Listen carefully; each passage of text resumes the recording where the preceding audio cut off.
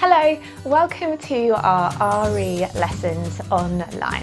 My name is Sarah, I'm from Sutton Schoolswork and I am a Christian, and today we are going to be thinking about this question: what is Pentecost? By the end of this lesson we will have discovered three things: where Jesus went on Ascension Day, what happened on the day of Pentecost, and how Christians believe the Holy Spirit helps them both 2,000 years ago and today. Ascension and Pentecost are very strange words, but they're really important events in the Christian calendar, and they follow on from Easter. So we're going to start with a quiz, a true or false quiz, based on what the Bible, Christian special book, says about Easter. So, are you ready? Here we go. The week leading up to Easter is known as Easter week. True or false?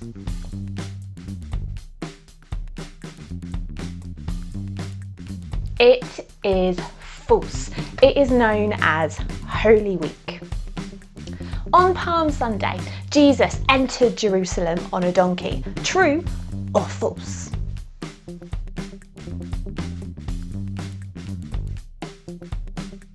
It is true. The last meal that Jesus had with his friends, the disciples, is known as the final meal. True or false?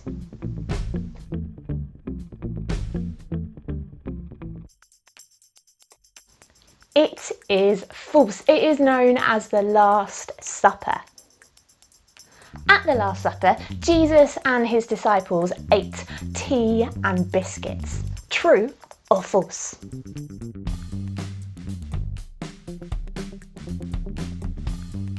It is false. They ate bread and wine as well as lots of other things that the Jews ate at Passover time. Jeremy betrayed Jesus for money. True or false?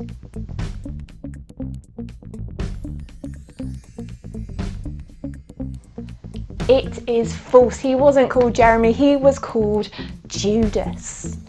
Jesus died on Good Friday. True or false?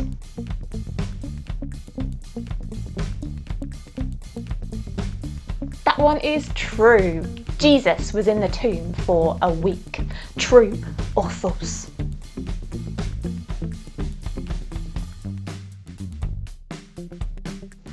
That one is false. He was in the tomb for 3 days.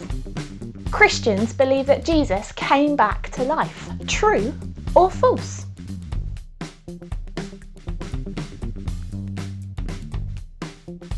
That one is true.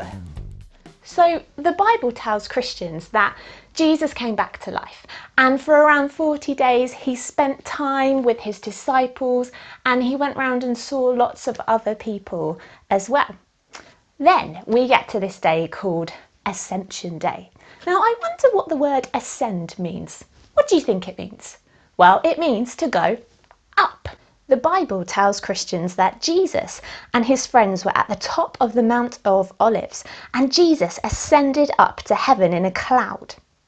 The disciples had seen Jesus go up to heaven to be with his Father God with their very own eyes, and that's where Christians believe Jesus still is today. However, he didn't want to leave his friends on their own. Before he ascended up to heaven, Jesus promised his disciples that he would send a helper to be with them. And that happened 10 days after Ascension, on a special day called Pentecost. Let's hear the story. The Holy Spirit comes. This story can be found in Acts chapter 2. Before Jesus went up to heaven, he told his disciples to wait in Jerusalem until they had power from God. After Jesus had gone up into heaven, some of his friends met together in an upstairs room of a house in Jerusalem and waited, just as Jesus had said to do. Suddenly, they heard a very strong wind, and it shook the house where they were waiting. It was the Holy Spirit sent from God. The power of the Holy Spirit filled them all. they saw what looked like flames flickering over their heads, and it felt that God was right there with them. The flames were bright and danced in the air but did not burn them. Their hearts were full of God's love and they praised God. Now, Jesus' friends could speak in any language without learning it. The Holy Spirit's power made them brave too. They wanted everyone to know about Jesus. They went outside and spoke to people from other countries in their own language, telling them that Jesus had risen from the dead, and everyone in the crowd understood. The Holy Spirit coming into their lives was the beginning of something brand new. Many people believed in Jesus and followed him because of that day. What a dramatic story. Now this was really good news for the disciples. The Holy Spirit coming to live in them meant that even though Jesus wasn't there physically with them anymore, they weren't on their own. Now I wonder if you can remember some of that story. Here's an activity that you could do. Why don't you make your own cartoon strip of the Ascension and Pentecost story? So you want to get a piece of paper, split it up into boxes, however many you want. In each box, draw a part of the story. See how much you can remember. Colour it in, make it look really bright and colourful. Why don't you pause this video while you do that?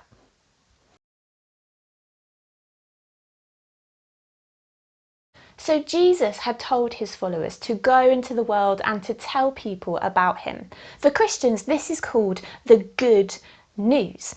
And the Holy Spirit was now there to help and to guide Jesus' followers to do this really important job.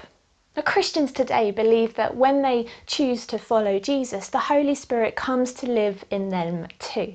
So let's hear from some Christians on how they believe the Holy Spirit helps them in their life.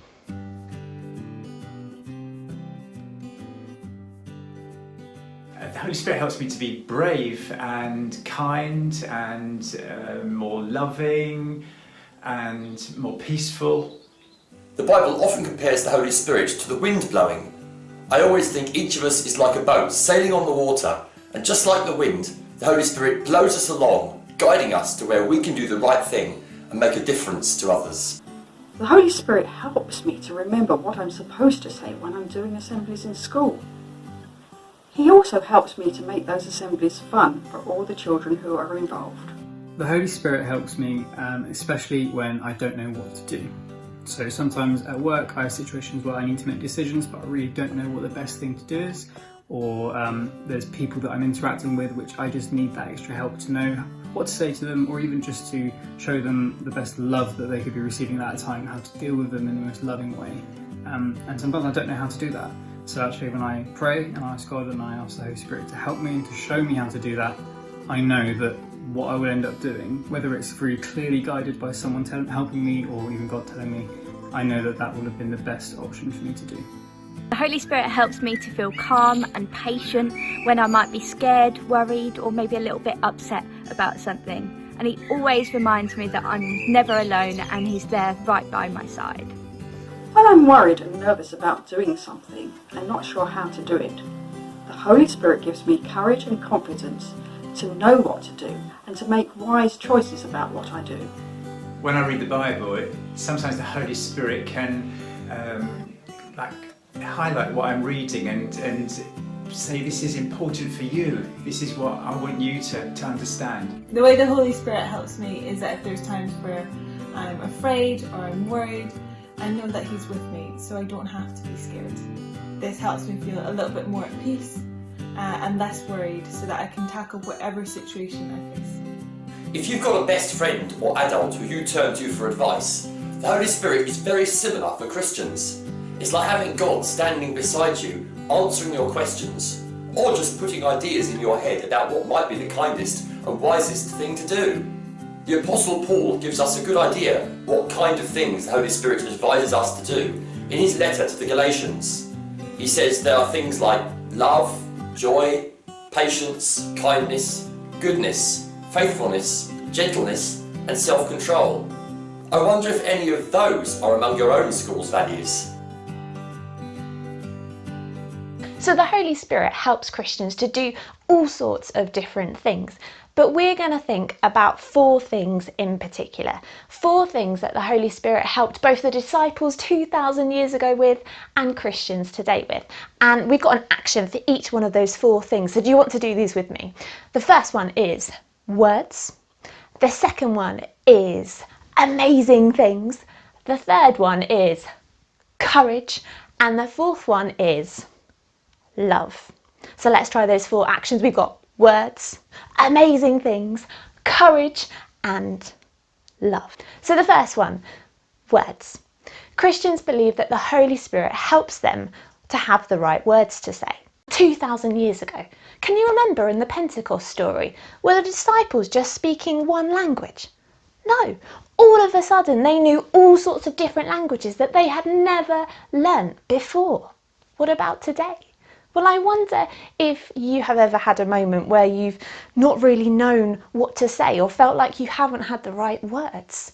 Christians believe that the Holy Spirit helps them to know what to say and the right words to use.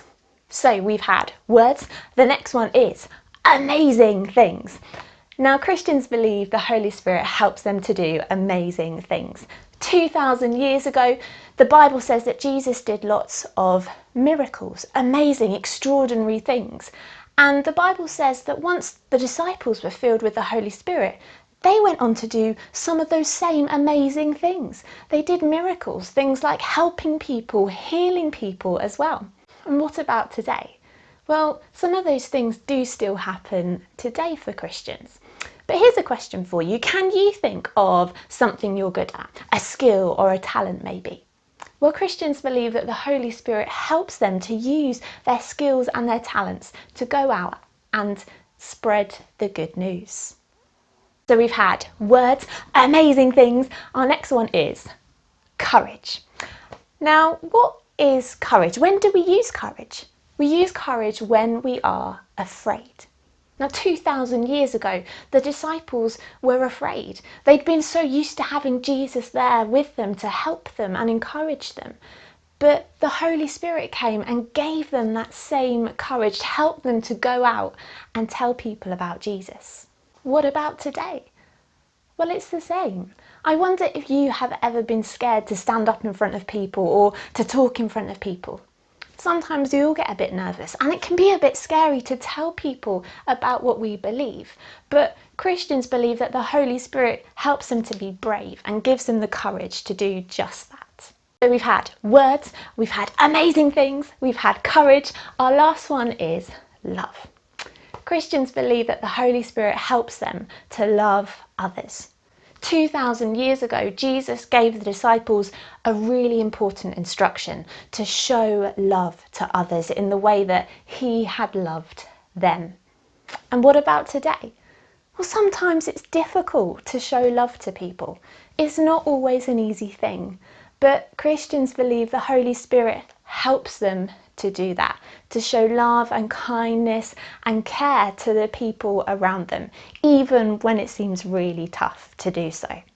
So let's see if we can remind ourselves of those 4 things. We had words, we had amazing things, we had courage, and we had love. To finish our lesson, I have got 3 questions for you. Why don't you pause the video after each question? If there's someone with you, have a chat with them about your answer. If not, why don't you write the question down and write your answer underneath. Where did Jesus go on Ascension Day?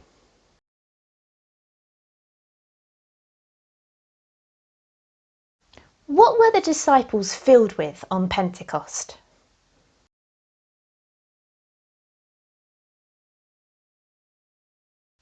How does the Holy Spirit help Christians today?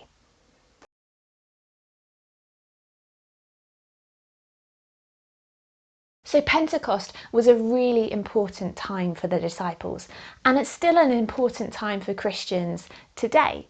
The day where the Holy Spirit came and the Christian church started, which is why it's sometimes known as the church's birthday. So thank you for joining us today.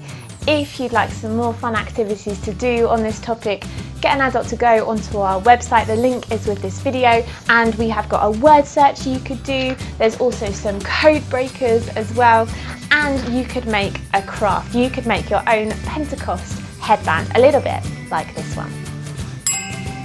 Now, if you haven't got a printer to print these things out, you can do both the headband and the code breakers on your own pieces of paper. I hope you have a lovely rest of your day. Bye!